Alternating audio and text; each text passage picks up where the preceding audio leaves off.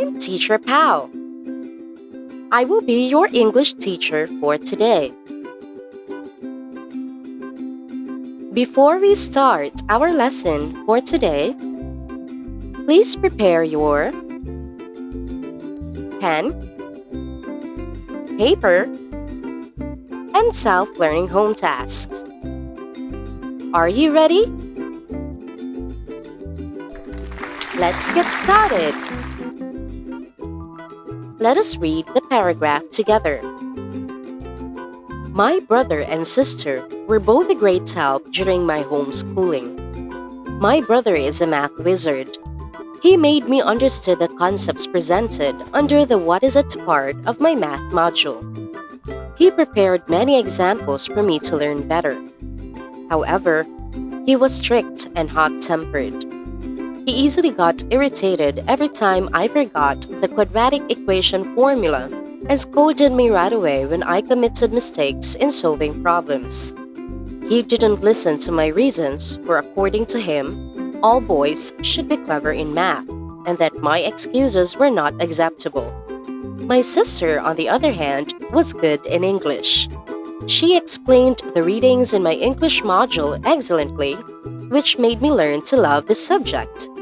Moreover, she was so sympathetic when I committed mistakes in answering the exercises and guided me in recognizing and correcting them as well. I think most sisters are like her.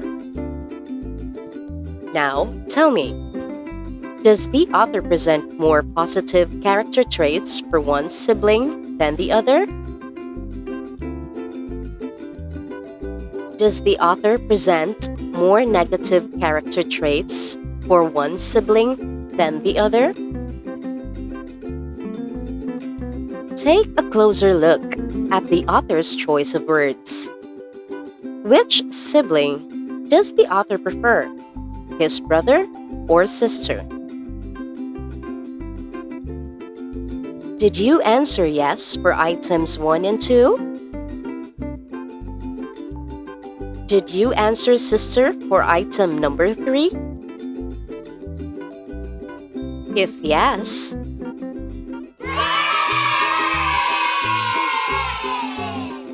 you have just identified a bias. What is bias? Bias in writing can be defined as a prejudice or unfairness against something an author is writing about. Favoritism for something an author is writing about, and an author letting feelings or emotions cloud his or her objectivity with regard to something he or she is writing about. We all have biases that reflect our opinions and our particular outlooks about life. That is perfectly normal and simply part of being human. Therefore, nearly every piece of writing exhibits some sort of bias. A reader's job is to recognize biases and think critically about them to determine how much they affect a writer's presentation of his or her subject. How do we determine an author's bias? As you read, ask yourself the following questions. Does the author present more positive or negative evidence for one side of an issue than the other? Does the author use words or impressions with more positive or negative connotations when referring to one side of an issue or particular people? Does the writer omit any important facts or evidences? Does the writer add information and evidence that seems unnecessary just to bolster his or her point? Does the writer fail to properly cite his or her sources? If your answer to any of these questions is yes, you can be pretty sure that the writer has some sort of bias. What are other sources of bias? First is loaded words. These are words that are charged with emotion and can reveal an author's opinion about his or her topic. For example, dogs are affectionate, but they are attention seeker. By looking at the underlined words, affectionate and attention seeker, the author is trying to tell his description about dogs based on how he feels. Are all dogs attention seeker? With this, we can tell that the author is biased toward the subject in the sentence. Next one is stereotypes. If the author labels an entire group, the writing is probably biased. Here's an example. The Warais are fearless people. They are the kind you would not want to get into any fights with. What is stereotyping?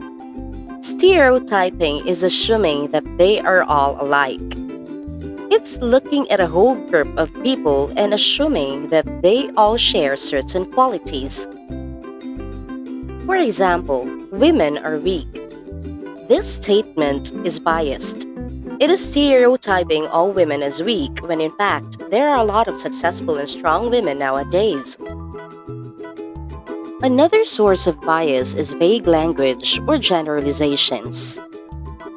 If the author isn't using specific language, this could be an indicator of bias. For example, most cats are very adorable, playful animals, and easy to care for. That's the reason why I am planning to adopt a kitten soon. The underlined words are both clues that the author is biased for a particular animal. Other examples of vague words are many, all, most, hot, early, others, soon, less, and etc. Another source of bias is one-sided arguments. If the author only presents one side of an argument, his or her writing is probably biased. Here's a sample paragraph. I believe that children under 18 years old should not be allowed to use the internet alone. There should be a parental supervision. On the other hand, some people think that it is the right of the children to surf the net anytime they like. However, if given this kind of freedom, it will lead to real risks and dangers for unsupervised children. These risks include exposure to online information that promotes hate, violence and pornography, undeveloped social skills, physical activity and exercise, tendency of being bullied in social media sites, among others. In this passage, the author presents a limited opposing viewpoint based on the underlined clause, which he easily contradicts to make his argument stronger. Another source of bias is opinions. Opinions are based on feelings, emotions, or prejudices which aren't objective. I believe that the most beautiful country in Southeast Asia is the Philippines, next to Singapore and Japan. The underlined words, I believe, and most beautiful are opinion marking signals that serve as clues that the statement above is an opinion or based on the writer's feelings or emotions toward a topic. Here are other examples of opinion marking signals that are most commonly used when a writer expresses his emotion or feelings.